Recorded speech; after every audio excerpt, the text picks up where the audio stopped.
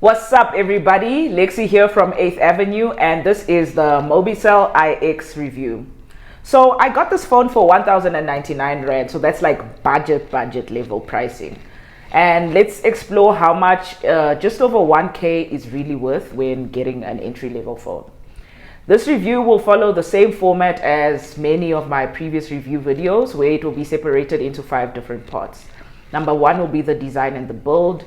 Number 2, the display. 3, software and performance. 4, battery. And number 5, the camera. And at the end of all this, I will give you my final verdict and you will decide for yourself. So let's get into it.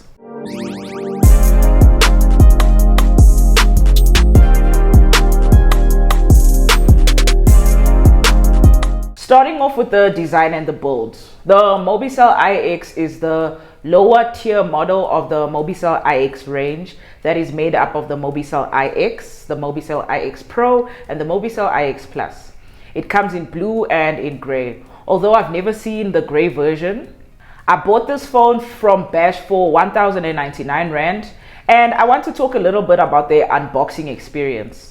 So yeah, this phone came with bulletproof level protection in terms of bubble wrap. It took me forever to get it all off, but I guess that's the level of protection that it needs.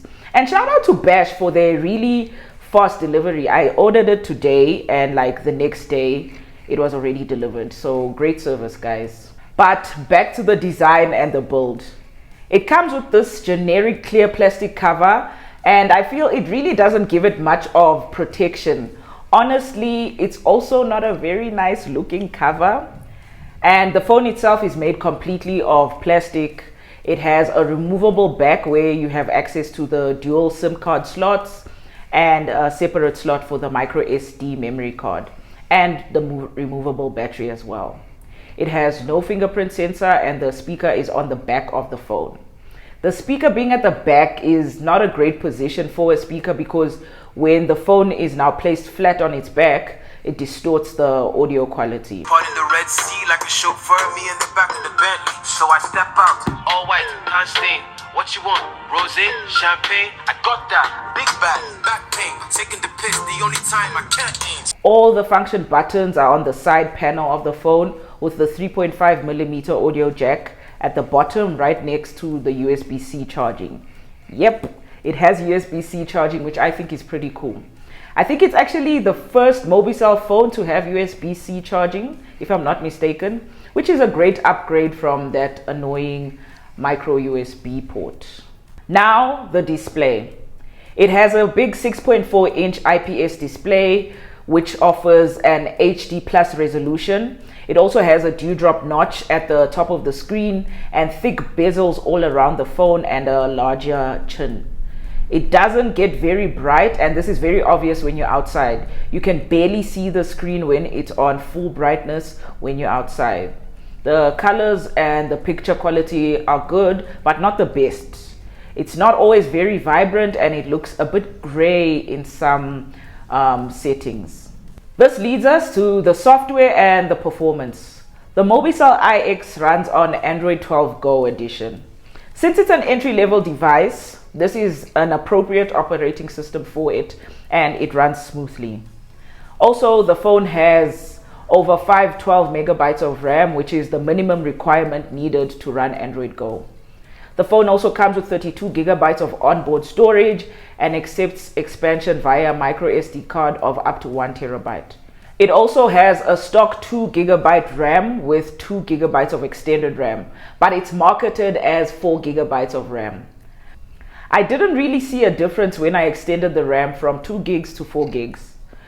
It was still slow in some instances and glitchy when playing games or trying to open up some apps. Also, with only 32 gigs of storage, I don't think it's a good idea to use the memory expansion option because you then end up using the phone's internal storage to cater for the additional RAM. Although it doesn't have a fingerprint sensor, it does have face unlock and it works accurately for most of the time. I would say 60 to 70%, but it's not very accurate under low light and the responsiveness is a bit slow.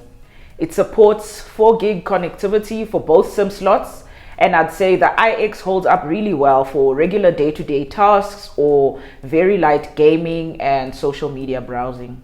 Now, the battery. The phone has a 4000 milliamp hour removable lithium ion battery, and the duration of a single charge is very impressive for its size. I always got a full day and sometimes even more of a full charge.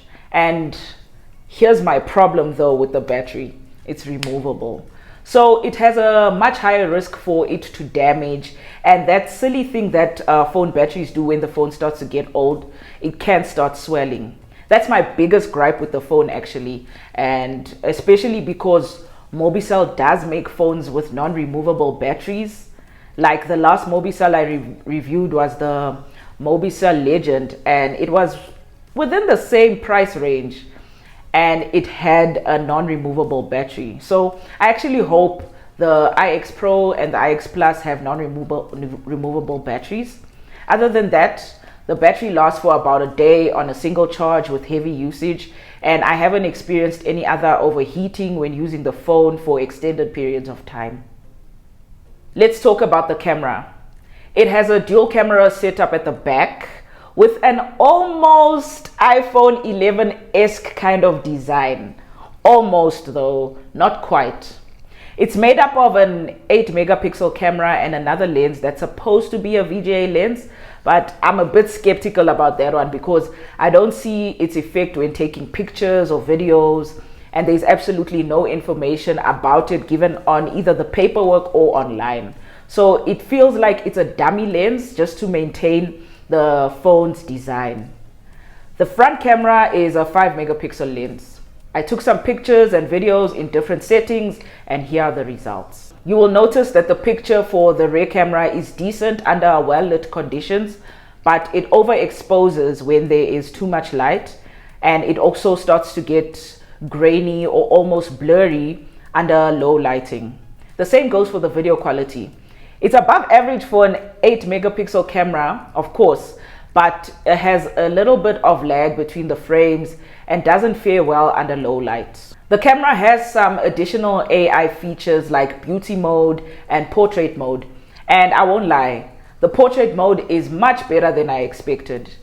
It blurs out the correct parts most of the time, but you will find that it fails to detect some hair strands or can't really separate the background from the object if they are similar colors. There are also some additional features about the phone that I want to discuss that don't fit into the 5 categories I outlined in the outset, like the accessories. It comes with a pair of earphones, which are far from great, don't get me wrong, but it's nice to get when you are unboxing the phone. They're like those cheap 20 Rand earphones that you can get at MTN Taxi Rank. Oh yes, before I forget, what's with the iX taped over the Q10 on the box? Is that the case for all or most Mobicel iXs? I have a theory about that, and I think it may have been a misprint, or the phone was in fact supposed to be a Mobicel Q10, but in the 11th hour they realized that it would be a good idea to release a 3-phone range for the Mobicel iX range, and decided to make it the iX instead of the Q10. But that's just my theory. Has anyone else bought the iX and had the same experience? Please let me know in the comment section below. Or maybe I got a dud phone. That would suck. Anyway, this is my final verdict. Is this phone worth it? If you only have 1,099 Rand, and I mean like that's your last Rand, then I say yes. This phone is very good value for that amount of money. At that price point, for all these features, it's actually almost a bargain. So yes, I would say it has some drawbacks, but the fact that it's just over 1K makes the drawbacks bearable. I'll rate it a 7 out of 10 and advise that maybe consider saving up a little bit more so you can get a phone that's at the price point of about 2K with better features. But if 1,099 Rand is all you got, then go for the Mobicel iX.